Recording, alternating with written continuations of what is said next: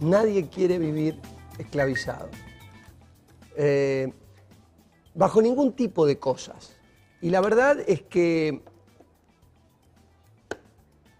históricamente el hombre ha intentado soltar las cadenas de cualquier especie de opresión.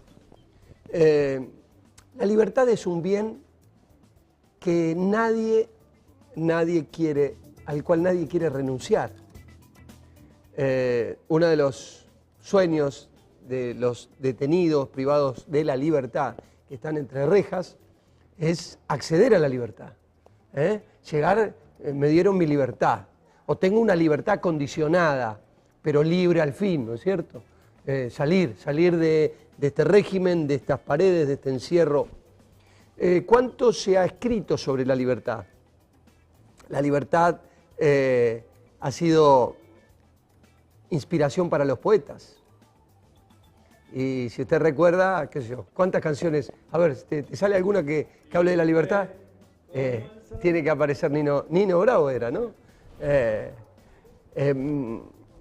El trío Mar del Plata no cantaba la libertad, yo sé dónde no está la libertad.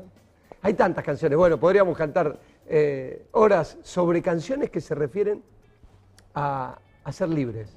Y la poesía ha escrito mucho sobre eso, la literatura ha trabajado. Una de las estatuas más emblemáticas del mundo, ¿cuál es? La Estatua de la Libertad. Estatua de la Libertad. Nunca la vi, no estuve nunca ahí. ¿En el Hudson? ¿Usted estuvo ahí? No, todavía no. Pero dicen que es impactante ver la Estatua de la Libertad. Por lo menos la hemos visto tantas veces en películas que parece que ya la conociéramos, ¿no? La libertad, se han hecho monumentos en su nombre, poesías, libros, se han hecho revoluciones, se han entregado vidas en pro de la libertad. Prefiero morir, pero como tantos de nuestros héroes que hicieron la independencia argentina, ¿no? Que dieron la vida, acá recordamos, aquí a pocos kilómetros de donde estamos, se libró la batalla famosa de San Lorenzo por la libertad, y ahí uno de los que derrama su vida, entrega su sangre, el famoso Sargento Cabral, ¿no? Y que él moría contento porque sabía que esa batalla había vencido al enemigo opresor. Es evidente que la vida no es vida si no se percibe libre uno. Adentro nuestro clamamos por eso, y los países luchan por sentirse libres y declararse libres. Nuestra nación se dice ser libre y soberana. Es una nación que integra el grupo de países libres, que deciden su destino, que nadie los condiciona, que nadie los oprime. Ahora, yo hago una pregunta. Usted que está en su casa, ¿usted puede afirmar, sin miedo a equivocarse, que usted es alguien libre? ¿Es libre verdaderamente? ¿Los ciudadanos de este país son libres? Bueno, si uno habla con los vecinos en mi ciudad, va a escuchar cosas tales como, por ejemplo, yo tengo mucho miedo. Tengo miedo. Los vecinos nos hablan que tienen miedo. Y el miedo es una cárcel, ¿eh? Hay gente que dice, yo no puedo salir de mi casa. ¿No ha visto? ¿No se fijó? No sé si pasará en su ciudad, pero en mi ciudad se hacen rejas, barreras de alarmas de todo tipo, se ponen candados y cerraduras tratando de encerrarse, y la persona dice, no, ya a la noche, me decía, fui a comer un sándwich. Hay un lugar en Rosario que me encanta ir a comer un sanguchito de lomito, que hace 30 años que voy ahí. Y entonces me decía la dueña, me dice, acá antes cerrábamos tarde, eran las 2:30, 1 de la noche y todavía venía gente. Hoy todo se desaparece, 10:30, 11, no queda nadie. Nadie. ¿Por qué? ¿Por qué la gente se encierra en su casa temprano? Las 7 de la tarde usted va al centro de Rosario, es un desierto. Como le pasa a muchas capitales del mundo. Es un desierto. ¿Y por qué? Y porque la gente se encierra en su casa. ¿Es libre de salir? Muchos dicen, si yo pudiera, o sea que no tiene libertad, si yo pudiera, tuviera la libertad, me iría. Me iría a otro lado. Viviría en otro lugar. ¿Seremos verdaderamente libres? Bueno, la libertad o la opresión, la cárcel, no se reduce meramente a la seguridad o a la economía, porque yo no soy libre de hacer nada, porque no me alcanza. Bueno, voy, vengo, ni voy ni vengo, estoy atado a un presupuesto cada vez más apretado y que si parece que avanza un poquito, la inflación me lo termina consumiendo. Por lo tanto, no hay seguridad, es una cárcel, no hay libertad financiera, pero hay otras cárceles que son tremendas, y ni que hablar de los problemas de lo que se vive dentro de los hogares, la violencia familiar, los trastornos psicológicos. Hay personas que están atados por lo que se llama el TOC, trastornos obsesivos compulsivos. Y eso es una cárcel, cuando yo no puedo dejar de repetir determinadas rutinas, determinadas cosas, porque sí o sí las tengo que volver a hacer, si no me siento que me falta algo, que no puedo vivir. Trastornos obsesivos compulsivos, todos los tipos de fobia. Ya hay una cantidad. Un día me puse a ver en un manual de psiquiatría el volumen de fobias que hay. Es interminable. Los miedos a tantas cosas, miedos que paralizan, miedos que esclavizan, las fobias. Y si entramos en el otro aspecto tan doloroso como las adicciones, ¿a cuántas adicciones hoy la gente está prisionera? En todas sus formas. Somos esclavos de tantas cosas. Si bien usted dice, no, yo soy libre, yo vivo en una nación libre, yo hago lo que quiero, ¿será cierto eso? Somos esclavos de tantas cosas, del miedo, de la ira, del rencor. Mire, si hacemos la lista de nuestros carceleros, tal vez esa lista va a ser interminable. A veces pienso que la idea de la libertad pareciera que es muy contradictoria dentro del ser humano, porque por un lado no puede vivir de otra manera que deseando libertad, pero finalmente vive esclavizado de todo tipo de cosas. Yo quiero hablarles de lo que Dios dice, de lo que Dios trae. Estamos caminando y transitando una semana que es clave en la vida de la humanidad, y para nosotros los cristianos es fundamental mirar lo que pasó esta semana, a la que llamamos la Semana de la Pascua. En esta semana, en la Semana de la Pascua judía, los cristianos conmemoramos el hecho más trascendente de liberación que el hombre ha tenido, que es la muerte en la cruz de Jesús y su resurrección. Ahora le voy a explicar por qué eso produce una liberación y por qué es el factor más trascendente en la historia, el hecho más trascendente en la historia de la humanidad. Jesús no muere casualmente en la festividad de la Pascua judía, no es casualidad, no fue que muy justo coincidió, no. Es que la Pascua judía revelaba una historia que usted seguramente habrá conocido por leer la Biblia o tal vez por haber visto, conocer la historia o simplemente haber visto alguna obra de arte, alguna película que se refiere a la liberación de la esclavitud del pueblo judío. El pueblo judío entra en Egipto, ahí vienen Jacob con sus hijos, terminan habitando por diversas cuestiones, un poco largo la historia, no vamos a entrar en ese detalle, pero termina habitando en Egipto. En una situación de bastante privilegio, llegan a ese país, a ese imperio, el imperio egipcio, y ahí se desarrolla una familia, un patriarca, con sus hijos y sus nietos y toda esa descendencia que empezaba a florecer, termina habitando en el Egipto. Lo que primero fue una situación de privilegio, porque uno de los hijos de Jacob estaba en el poder, llamado José, era el hombre más importante de Egipto de entonces. Pronto, con la muerte de toda esa generación, se empieza a producir una expansión muy grande de ese pueblo y se olvidaron los egipcios que habían recibido a esta familia, que ahora ya se había transformado en un pueblo, se olvidaron de la historia y empezaron a oprimirlo a este pueblo, al punto tal que después de 400 años de vida de este pueblo ahí dentro de Egipto, el pueblo israelita, los descendientes de Israel, de Jacob, se encuentran después de 400 años en una verdadera opresión como esclavos. A ellos le hacían hacer las tareas más injustas, sin retribución económica, les afligían todos los días de su vida, de que se levantaban hasta que dormían.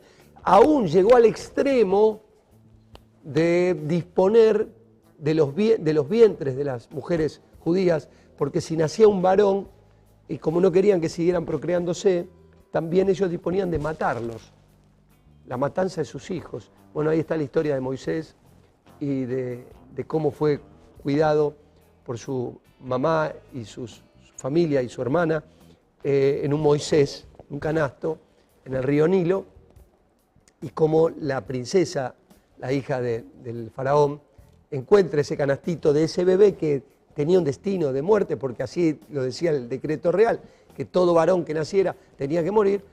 No lo mataron, no se animaron las parteras a hacer eso, y la madre lo esconde en un canasto en las aguas del río, lo calafatea todo para que flote. Bueno, la princesa se va a bañar al río y encuentra ese canasto, y encuentra un bebito, y lo adopta como un hijo.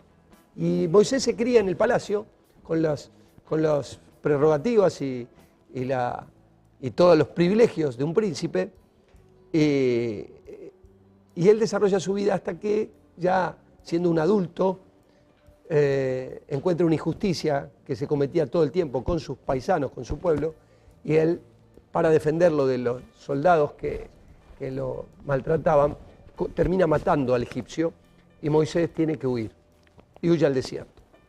Ahí pasa 40 años de su vida, pero de ahí Dios lo llama para que vaya a hacer una tarea importante. ¿Cuál era la tarea importante? La tarea de traer liberación a un pueblo que estaba clamando por la opresión que vivía. Dice Éxodo capítulo 3, versículo 7, he visto la opresión que sufre mi pueblo en Egipto y he escuchado su clamor a causa de sus capataces. Sí, conozco sus sufrimientos. Es una declaración tremenda de Dios, que dice, he visto la opresión que sufre mi pueblo en Egipto. He escuchado su clamor a causa de la opresión que los capataces lo obligaban con látigos a acarrear, a traer la paja, a provocar pisar el barro y hacer esa masa para hacer ladrillos y después llevar a las construcciones y hacer las construcciones. De sol a sol trabajaban solamente para sobrevivir. Conozco sus sufrimientos.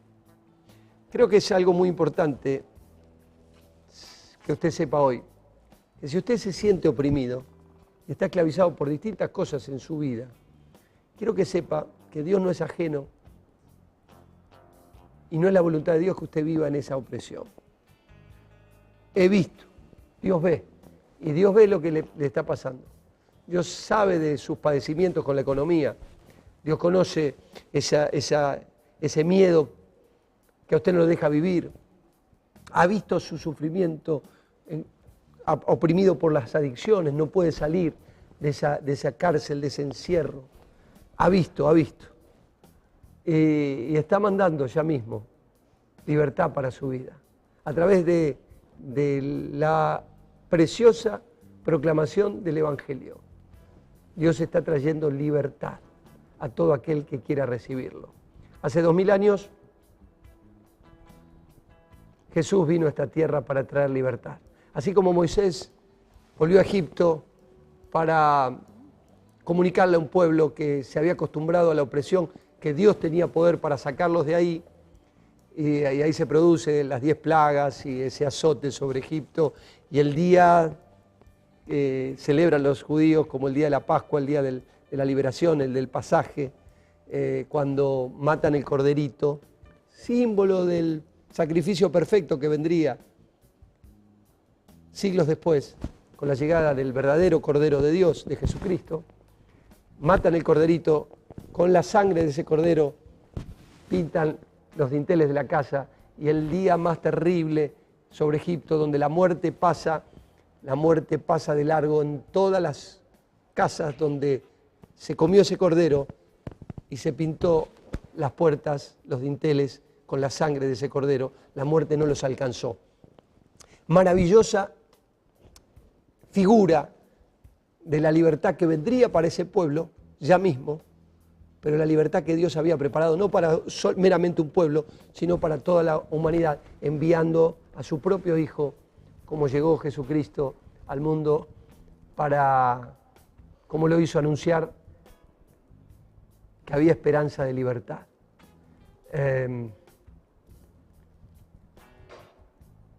Los israelitas vivían bajo una opresión terrible y Dios vio esa angustia y les envió un libertador. Jesucristo caminó las calles polvorientas hablando una verdad que fue transformadora. Él se paró en medio de la sinagoga, tomó el rollo del libro de Isaías y dijo: el Espíritu del Señor está sobre mí, porque me ha ungido para dar esta buena noticia a los pobres. Me ha enviado a proclamar a los cautivos que serán liberados, que los ciegos verán, que los oprimidos serán puestos en libertad. También más tarde dijo: van a conocer la verdad, y la verdad los va a hacer libres. Así que si el Hijo os libertare, seréis verdaderamente libres. La gente que lo escuchaba, algunos se esperanzaron, porque sabían de sus opresiones, eran conscientes de su realidad. Otros dijeron: ¿de qué nos tiene que liberar si nosotros hacemos lo que queremos? Y Jesús le dijo: el que vive esclavizado por el pecado no es libre, no es libre. Y el pecado ha generado una esclavitud en todos nosotros que solo puede romper las cadenas la sangre que derramó Jesucristo en esa cruz. Es la única que trae poder para traernos libertad. Poder para liberarlo de la condenación eterna, de la angustia y de la depresión. Poder para levantarlo y romper las ataduras de las adicciones, como muchos están luchando y no saben qué hacer. Bueno, Cristo tiene poder. Cuando Él viene a nuestras vidas y por la fe usted recibe esa obra que Jesús hizo en la cruz, usted recibe liberación, libertad del pecado, y esa liberación del pecado lo libra de las cadenas, de las opresiones anímicas, mentales, de las adicciones, de los miedos, de las preocupaciones, de la miseria, de la pobreza. Eso mismo que como figura ese pueblo israelita empezó a experimentar cuando le dijeron: bueno, váyanse de aquí, ya son libres, y empezaron a caminar hacia la tierra prometida. De repente ese pueblo que solamente sabía escuchar gritos, órdenes, látigos, ahora estaba cantando del otro lado del mar la canción de victoria, porque Dios lo había liberado. Estamos iniciando esta semana, primer programa de regreso, y en nada más ni nada menos que en una semana en la que vamos a mirar la historia de la liberación más grande, la única, la que trae la liberación al corazón del hombre. Las opresiones pueden estar afuera, sí, pero la opresión más grande es la que está dentro nuestro. De eso Dios te libra, de eso Dios te sana, de esto Dios te restaura. Cristo es la verdadera libertad. Si yo conozco a Él, si yo me relaciono con Él, conoceré la verdad, y esa verdad me trae libertad, me libera de la esclavitud del pecado, me libera de la condición y de la condenación eterna, me libera de las consecuencias del pecado, porque cuando conocemos a Cristo empezamos a experimentar la libertad que no te la va a dar ni una posición económica encumbrada, ni vivir en un país que se dice libre, ni ninguna cosa que el hombre aporte para sentirse y experimentar libertad. Ninguna de esas cosas trae verdadera libertad al hombre, porque siempre está esclavizado de una cosa u otra. Pero cuando usted conoce a Cristo, Dios rompe todas esas cadenas y usted experimenta la verdadera libertad, la libertad gloriosa de los hijos de Dios. Y ese es el deseo de mi corazón, que usted hoy conozca y que sea verdaderamente libre en Cristo Jesús. ¿Qué le parece si se comunica con nosotros? Nos gustaría mucho saber de usted y que nos cuente su propia experiencia, si usted está atado, si usted se siente oprimido, si todavía no ha conocido esta libertad, escríbanos también, queremos ayudarle. Y Milena, gracias a Dios, se han repuesto las líneas también fijas, el 4828253, y del otro lado no es para mensajes eso, ¿verdad? Es claro. para... Sí, es para una persona que lo va a atender, que puede orar por el amigo que se comunique con nosotros. Bien, ahí va a tener un consejero espiritual, lo va a ayudar. Y si usted se siente oprimido, encadenado tal vez por situaciones en su casa, por vicios, por opresiones financieras que lo han asfixiado, créame, si usted conoce a Cristo, conoce la vida. Esa vida que usted quiere vivir, sabe que necesita, pero no la puede alcanzar. Todos queremos ser libres, pero la única libertad real no viene a través de sistemas políticos, viene a través de Cristo, de Cristo. Si usted conoce a Cristo, tiene libertad, la verdadera libertad. Así que vamos a